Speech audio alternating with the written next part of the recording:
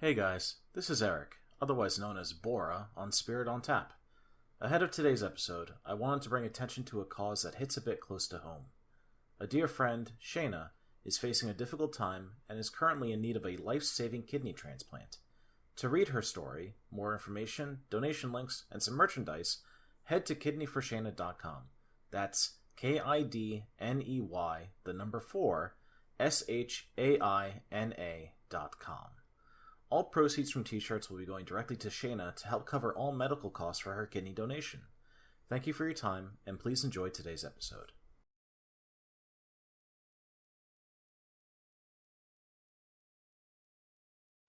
Welcome to the Spirit on Tap podcast. My name is Anna, and I am the DM for the campaign. I would like to introduce you to my players. I was going to say my characters. Welcome to my players. I'm going to start with Ginny this time.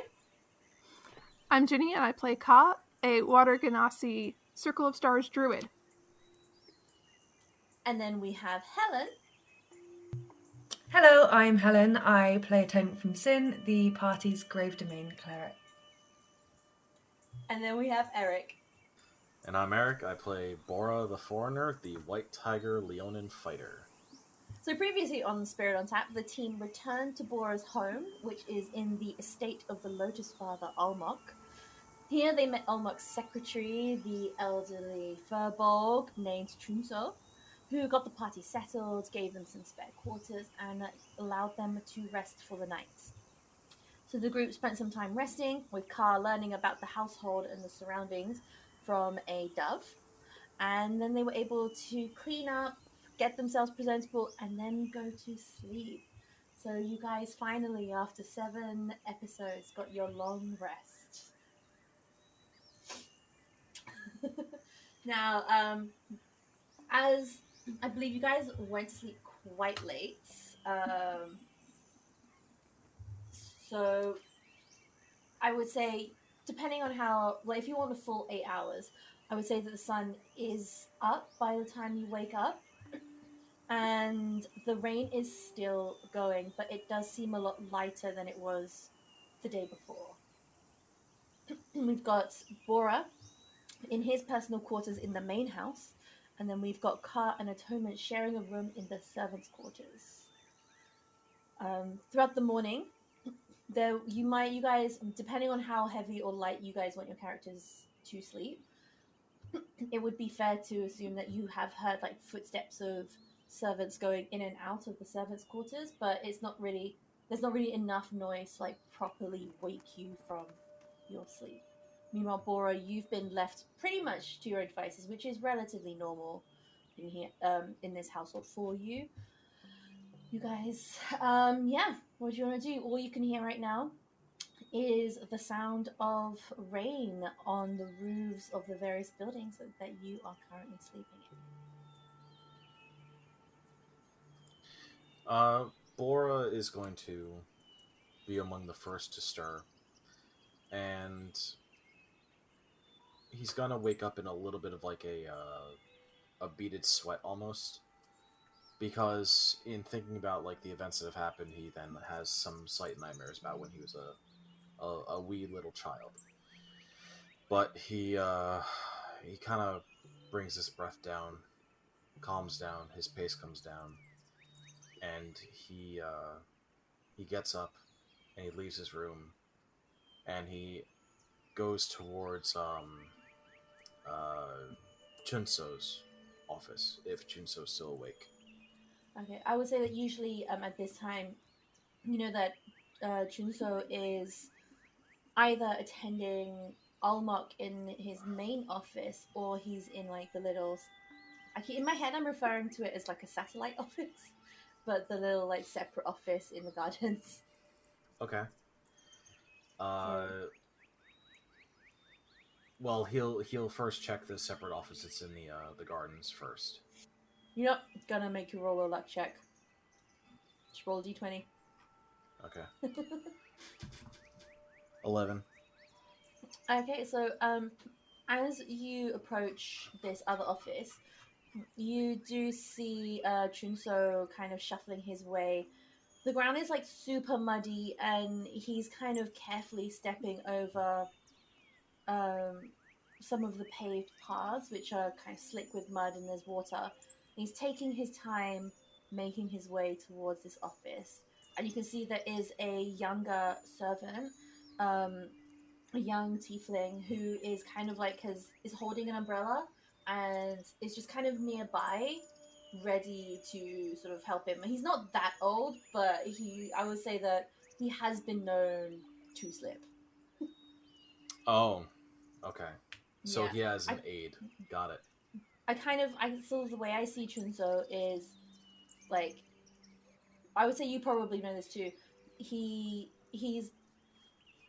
kind of on the verge of middle age to elderly, but he injured his leg a long time ago. He used to be an agent that used to work for Almok's family, but he injured his leg, and that's kind of made him unstable. So sort of what Bora was before Bora came into the family? Kind of, yeah. And so particularly when it's rainy or icy, he generally does, one of the younger servants tends to help him just in case because of this one leg. Okay. And Bora will flag down Chunso and simply kind of call out beyond the rain. Master Chunso, a word, if you would entertain me for a moment. Good morning, Bora. I trust you slept well?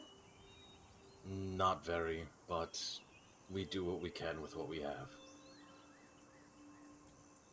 Wise words for one so young. Now then, please, I feel there's something I need to speak with you about of some, at least relative importance before I speak to the Lotus Father. Of course. Please come with me, if you wouldn't mind. And he looks to the tiefling, and the tiefling hands you the umbrella. Or the parasol, I guess it is. Umbrella? He kind of does a double take for a second and goes, very well, no problem. With that, the tiefling kind of runs off once you take the umbrella. And Okay. you're just left holding it over this hold. And Okay. you see, he's like, his beard is a little bit shorter than it was yesterday, so he has kind of cleaned it up as well. Mm-hmm. And it does look unusually vibrant, so it kind of, I would say that actually, again, you would know that it's supposed to be grey, but he dyes it. Scandal. I know. I've just realised I made a furbolg red hair and pig skin. All the colours that clash. So he dyes his hair gray? No, he dyes his hair red. Okay. Oh. Yeah. I'm just sure it's a very cool toned red. You can make pink and red work if you're smart about it. It's a look. No, sure. I'm just imagining him having it dyed like that. I'm denying my age as much as I can, like pasta sauce red. Oh.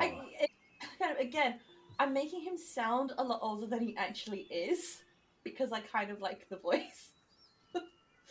But yeah, it's one of those, like, you know, he's injured, he's kind of getting on in years, kind of, you know, that sort of thing. He's staving off death as much as he can by the day. And as they start walking, Bora is going to take a look around him to make sure there's like no sort of prying eyes and ears, but at the same time can speak just as hushed. Roll perception for me. Ooh, that's a 5. There's just a lot of rain, and the heat is this is the first of the monsoon rains, and the heat's already been pretty uncomfortable. And while the rain is quite warm and it's kind of refreshing, you're not quite acclimatized to it yet. And you know it will always take you like a couple of days to get used to this kind of monsoon weather every year. So you're just too distracted with just like, just let's get through the next few days. Mr. Chunso, has the Lotus Father, in my absence, entertained any type of, I guess, suspicious characters lately? And even I guess even before my employ, did he entertain anyone suspicious? He kind of like gives a bit of a chuckle. Well, it depends on what you mean by suspicious. I mean, anyone could potentially think you are suspicious or your friends. We do not know who they are. I mean, that is understandable. But what I mean is, I know. Master We're Almok, talking about the gentleman who came by a few weeks ago. I suppose so. What kind of gentleman was it? He was quite tall. He wore a band around his head, very similar to your friend Atonement. And he came requesting a favor. However, the Lotus Father didn't really feel comfortable with him. He told me that something didn't quite sit right about this individual, so he turned him away. We were able to track him around the city, but we lost track of him after he rented a ship and, well, I guess it's more of a boat, and headed inland, upstream. Inland? Towards where exactly? Well, that's the question. We were unable to follow him too far, but it seems like he followed the river up through the mountains and through the mangroves and jungle. And then we lost him. But what could there possibly be inland? There's nothing. There's no the main port city is all that really exists as any sort of population center. What could he be looking for? Well, I was not truly privy to the conversation, but from what the Lotus Father has mentioned, it looks like he was looking for a temple of some kind. I see. And you're confident he looked similar in some aspect to Atone from Sin, as looking like one from the Dawn Lotus? Well, he wore a white band around his eyes. However, our people tell me that as soon as he left the wealthy quarter, he took it off. He was a tall, tall gentleman with long dark hair. Just really quick for the audio listeners, Helen right now is losing her shit. This guy is gonna ruin everything. Sick of him. Sorry, please continue. That reaction was so good. But yeah, yes, oh yes, his description. He had long dark hair, quite pale. I believe he might have been an Asimar. At least that's what Almok seems to think he was. And quite richly dressed, although his clothes were quite plain. It looks like he has come into money somewhere. I see. Well,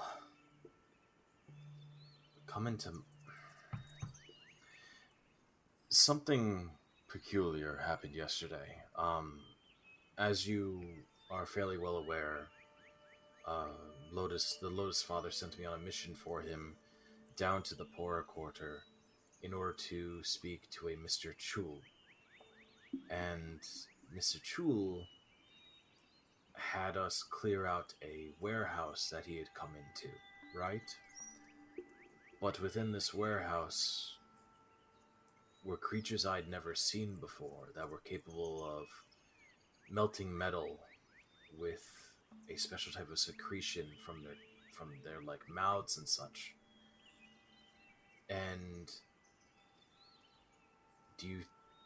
speaking candidly, do you feel that there's any sort of connection between this individual and the one who may have owned that warehouse? I have seen the reports about Chul. However, I don't think that whatever he is doing is linked to this particular individual. From what I've read from our spies, it seems that he is working with a different individual or organization, but we have yet to be able to figure out who this might be or what their goal is here in Malang. Do we have any sort of potential lead for it, a name or an organization? Or is it simply gain the trust of Mr. Chul and then infiltrate from there? He pauses for a few moments. I'll say roll a persuasion at advantage. I just want to see. Like, he probably will give you the information anyway, but I'm just interested. Well, I rolled double 18s, so 18. Okay, so he, at this point, you got to the office, and he starts going up the stairs, and he indicates for you to follow. He goes into the office and opens up some of the screens to let some light in. And then he goes to a low table that you do need to sit on the floor to sit behind the table that Car would have seen him behind the day before. And he hands you a few scraps of parchment and what looks like could be a scrap of fabric of some kind. As he gives them to you, he gives you another piece of paper. And as you glance at the two, the scraps of paper don't make sense at all. But as you look at the other piece, like the bigger piece that he's handed you, it seems to have phrases and sentences written down on it. These are messages that have been intercepted or copied by some of our agents down in the Port Quarter. They are coded, and we've been able to crack some of the codes. They are not that difficult, really, but beyond the scope of some of the regular guards that you find down there. It would appear that he has an agent that he works with within the city, and one from a different nation. That is the most that we've been able to find out. And I believe the Lotus Father wants to find out who is trying to interfere with the city, and if they should be considered a risk. Do we know which nation he's affiliated? Well, this scrap of fabric that was found, I got Lady Ymir to get it analyzed, and we've narrowed it down to a few nations. We believe it could be... Poop. Lady Ymir got the fabric analyzed, and we've narrowed it down to Bangkwang, Kulin, Samnan, or Jinan. So it doesn't really narrow it down too much. These are the countries that one would expect such a fine piece of fabric from. I guess one of your tasks might be to try and find out where or who or which nation is supporting him, whatever his goals are. Bora's gonna take a look at the fabric itself. And do I get... What kind of fabric is it made of? Is it a very fine, like, silken fabric, or is it more of a cotton? And what color is it? Kind of like a silk fabric, and without really rolling too much, it's not like super thick, but it's not so thin that you can see through it. It's still fairly delicate, especially...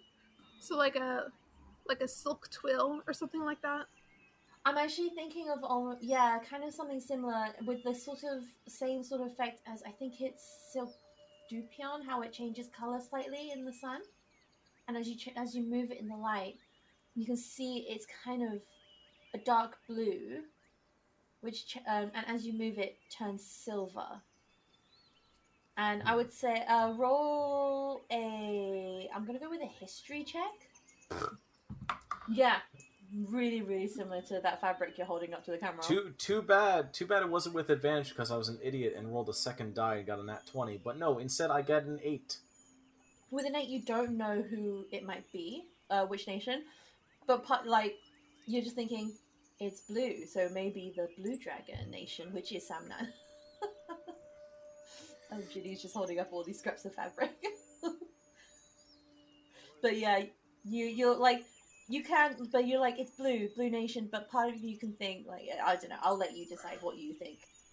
Bora's gonna dedicate it to memory, and when he's back down in that trading and poor quarter, he's going to see if there are any merchants that are like selling bolts of fabric or anything that's very fine silk and similar, and just try to piece together where it's been from.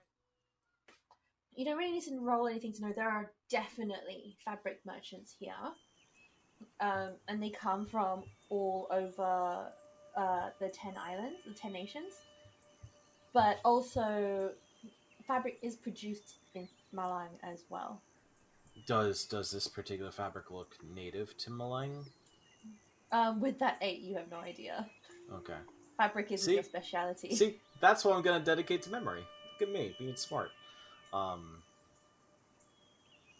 see.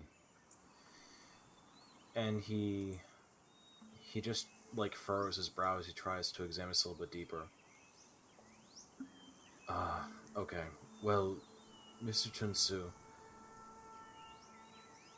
please let the Lotus Father know that I'll be speaking with him very shortly once I rouse my guests from their slumber, such that we may discuss this mysterious figure that looks similar to Atonement from Sin, and to see if there are any ways that the Lotus Father feels they may assist us in the endeavor with Mr. Chul. Of course. I will have breakfast delivered to your friend's rooms as well. Thank you. And with that, he bows and he leaves the room, heading towards Atonement from Sin and Ka's quarters that they stayed in for the night. Alright, so Atonement from Sin and Ka. While Bora is waking up, I guess you guys slowly start to rise from your sleep. It is a little bit humid in the rooms, but there is still kind of, with the rain still falling, there's still kind of like that freshness to the air. And because there hasn't had a chance for sun to come down, but you guys can tell, like, once the sun starts to come up, it's going to get hot and it's going to get humid. Great. But right now, it's quite nice. What would you like to do? Well, I guess I'm presuming Atonement from Sin probably woke up a little bit earlier than Ka, just because Ka got in later. I think as soon as Atonement from Sin wakes up, she just immediately just ties her fabric around her eyes and just kind of neatens up the bed and just kind of gets herself ready for the day, and will just kind of carefully just sit and wait until someone comes and gets her, because she doesn't know where anything is. It's just like that awkward, like, when you're staying at someone's house. Literally, and then you wake up go before them. downstairs for a coffee or not. And Yeah, and it's can I go like, get a coffee? Am I allowed out? It's basically that. No. You pretend to continue to sleep through all the nights. You pretend. Yeah, she'll probably just use the time to just kind of, not really meditate, but just kind of sit peacefully and just put herself at ease until either Ka wakes up or Bora comes, basically.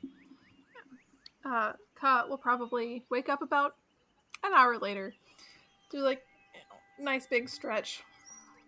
Over to Atonement from Sin. Seems like a lovely morning for now. Would you be interested in joining me on a walk? Yes, that would be most pleasant. Thank you. As you guys leave, I would say this is probably around the time when Bora is coming towards you. Like, if we're gonna try and align timeline. So you see him walking towards you. I'm assuming you left the parasol umbrella thing with. That would be what makes the most sense. Yeah. So it's raining. You're getting wet.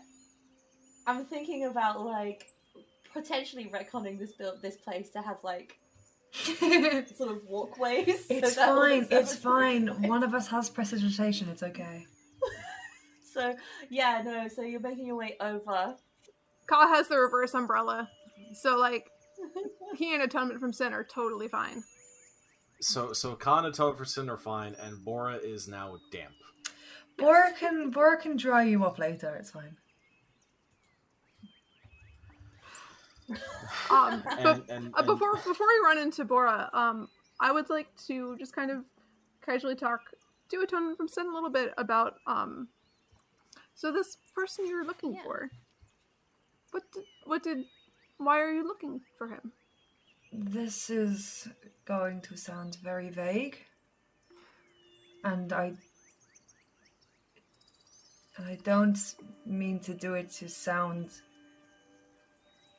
closed off. I just is the truth.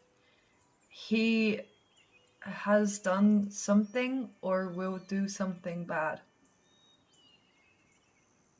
And he what that is, I have an idea, but not the details. This could be in the future. It could have already happened. I'm not sure, but if it hasn't happened yet, it needs to not happen, and if it has happened, then he needs to pay for his actions. He is not a nice person. That is indeed very bad. Are we talking bad as in stole some money, or bad as in stole some lives? Oh, lives. Definitely the lives. Okay. Yes. No, he's not. He stole lives that were not his to steal, which is unacceptable. And it may have happened or may still happen. And we're not. Yes. How I don't know which. We're not sure. How do you come across this information? Well, Do once you have again, a reliable source? Citations? Ujar is my reliable source. He one evening, myself and everyone residing at the temple received the same dream, which we do not think is a coincidence, of this man, and it was just a vision of just a town on fire, and that is all we saw, and we know that it was real. Whether it is a vision of the future or of the past, we're not sure, but either way, he stole lives that Ujar did not send for him to take, so he must be punished. Well, I certainly feel a little better about choosing you for company. Oh, thank you.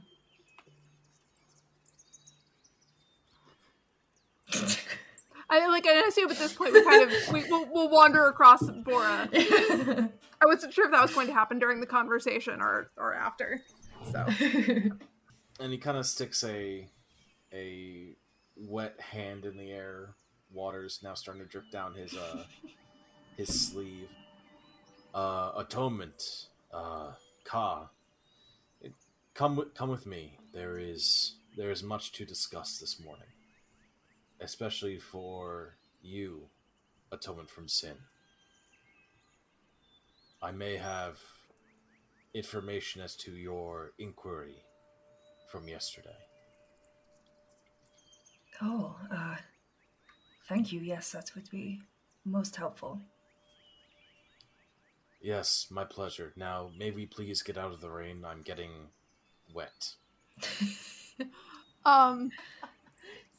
I don't know if I can do this with shape water, but I would like to try. I'm going to essentially just try to pull the water out of Bora's fur and pull it up into the umbrella. That's cool I as can't hell. tell if that would hurt or not. I am going to make you roll. I'm gonna say roll an Arcana check. I feel like Arcana is probably the most suitable for this. 19. Yeah, you do this pretty easily. You're just like, oh, new, like this ability is fun, Like a little bit of blow drying. and yet you pull all the water out. Yeah, you look Bora. After this, you do look somewhat fluffier. Directly before Ka is going to just like wrinkle her nose very delicately, just because I'm assuming Bora smells a bit like wet cat. And Yeah. just like and you do your and it's you do your water and it comes and it like makes like a little fluffier than you constellation. usually do. Makes a little like woof. Makes Bora a little fluffier. You get a little constellation of droplets then coalesce into a small dome above the three of us. It's just another day of dunking on Bora, right? Just another day. I mean, you did kind of. You keep getting Set messy. yourself up with that terrible, terrible roll. You know, you could have kept it He's gonna look at this like he's now a kitten being, condescendingly talked down to by a family member. Go, please, can we go before, I don't know, before you decide to put braids in my fur or something? Can we proceed? I'm sorry, did you want to continue being wet? I mean, I have ways of getting dry. Thank you would suffice. And he'll simply gesture for them to follow him, as he's just miserable. And it's only like 7 in the morning, so it's already a great start to the damn day. As he beckons. But them to now follow he's him. dry. As you were talking, you see these. You guys see these two little heads poking out from the servant's door, the two little satyr kids. Like, did you say we could braid your hair? No. What are the kids' names You're again? just like, it's Osa and Kiso. Osa's the male, Kiso's the girl. No, you little brats. Not today. Not ever. You asked me this last week. The answer's still no. Please, don't try to in my sleep either. That was not a fun day to wake up. You do see them kind of now, like almost like the look that kids have when they've got an idea, and they like slink away back into the servants' quarters. Great, I just gave the mischievous kids a mischievous idea, didn't I? I'm in for a hell of a time whenever I get in there exhausted and half dead. And Bora, pushing through, will now bring them up to the main house and usher them through the front door, making sure to stare at their feet first to clean off their feet, and or don house sandals. Stare at feet. So yeah, easily enough, you guys Internet, do not take that and run with it. Thank you. Oh god. Oh, don't put that out in the universe. go onto his veranda and you can immediately see like the quality of the paint and like the lacquer on this building is much better than servants' quarters. It's got like most of the wood. It looks like it is the natural wood. It hasn't really been painted per se, but there seems to be quite a dark brown lacquer on all of the wood. And as you step onto the veranda, if you were to look up, the beams that hold the roof, like the visible ones that you can see, are carved into the shapes of like vines and branches, and just seem to be representing nature. So it was so like the craftsmanship so good. If you didn't know that this was like built to support a building, if you'd just seen this on its own, it does look like if it had color, it would look like it was real, very realistic. But it's just all the same dark brown kind of color. Okay. As you step into the main building, there are wooden floors along the main corridor, and there are screens which seem to separate a lot of the rooms, although you can see where there are solid wood walls between the screens which separate the rooms once you get in. You take them around these particular rooms to what looks like a hall. There isn't. It's got solid walls, but it doesn't have a screen door like a lot of the other rooms do. And there are a few cushions and stuff around for you to sit on, as well as a few tables. You can see there is a low table that has been set up with some food and some tea all ready for you, and a large window in the back is open, and you guys can see through to what looks like the gardens. You can see there's more of these streams and rivers and a large pond with a large pagoda in the middle of it. No, pergola in the middle of it. But all of there, you can like see the odd gardener in there, but you guys haven't seen anyone else in this building so far. And as you start to kind of look around the room and get ready, the young tiefling from earlier that was helping the secretary comes in and places a few cushions around the table, gives you a bow, and then just like steps aside to the side of the room to wait. What would you guys like to do? Now, I need to run you two through some etiquette really quickly before you meet the Lotus Father. The main thing is, when he enters, bow, show respect, do not speak over him, and be sure to revere him with the amount of, I guess the word is respect anyway, that his house and position holds. You need to be aware that this is someone who holds a lot of information about much of the city and probably knows something about yourselves as well, but also could order you put to death the mere moment of his wishing. But we'll try to make today go as nicely as possible. Understood. Ka will just nod. And atonement, do you also agree? What is when first off, Helen's muted, but when he looks at you to get the confirmation from atonement from sin, does atonement just stare at him or like sneer or anything like that? The confirmation? Yeah, because he did ask you twice at this point.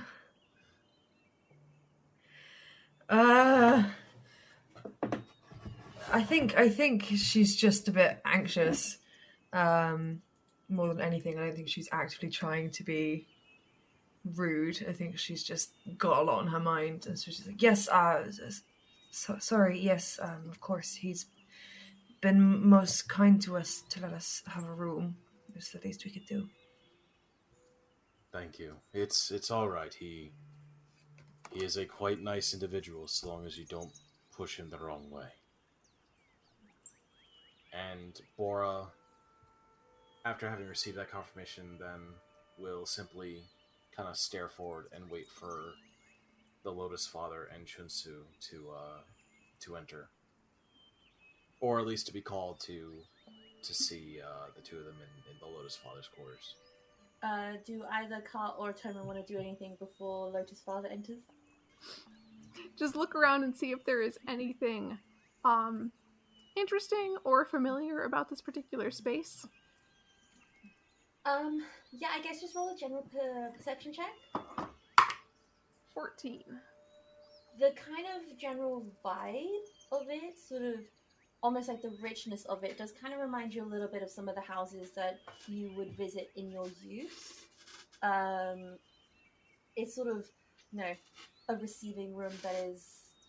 There's not a huge amount of furniture or decoration in here, but just the formality of the place is kind of making me think of like way back when your clan used to deal with a lot of the slightly richer.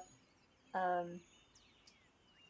what do we call? I was about to say customers, but richer people who came to seek your guidance, and even some of the royals. So in that way, it is kind of quite familiar. But most of this, like, is kind of new to you. You kind of recognize like the style of garden outside. It seems like it's very heavily inspired by like the people of Kuzubuchi. Um, but besides that, you can see like the odd influence, but there's nothing particularly special or anything that really catches your eye at the moment. I think Atonement from Sin will just like look around the room and just take in the grandeur of how expensive everything looks. And after a few moments of just looking around, she'll just probably just go under her breath, like not in an aggressive way, not in a nice way, just in a way. Okay.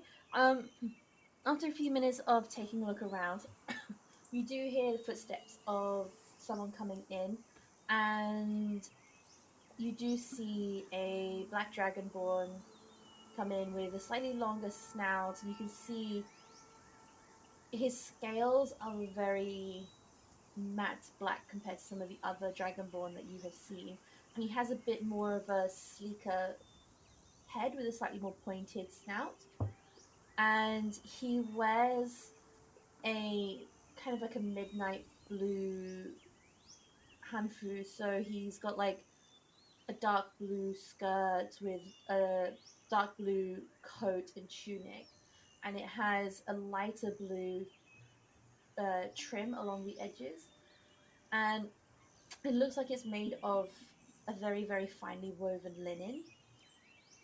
And you can see his tail kind of moving very lazily out of the back of his clothes underneath the skirt. And as he approaches you, he kind of gives you all a respectful nod and kind of indicates for you to sit at the table. So with that, I think we will end it there, and we will continue this next session. Thank you everyone for listening to our podcast today. Don't forget to follow us on social media. We're on Twitter, Instagram, and TikTok at Spirit on Tap D&D.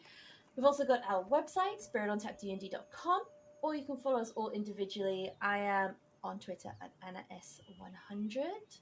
Ginny? I am on Twitter and Instagram at Ms. Ginny Liz, or Twitch at Ginny Liz, or slash twitch.tv/Ginny Liz. Eric? You can find me on Twitter at Slippers Cosplay. And Helen? You can find me on Twitter at It's Songbird or on Instagram as Songbird Cosplay. And with that, we will see you all, I guess, speak to you all next session. Thank you for listening. Bye. Bye! Bye!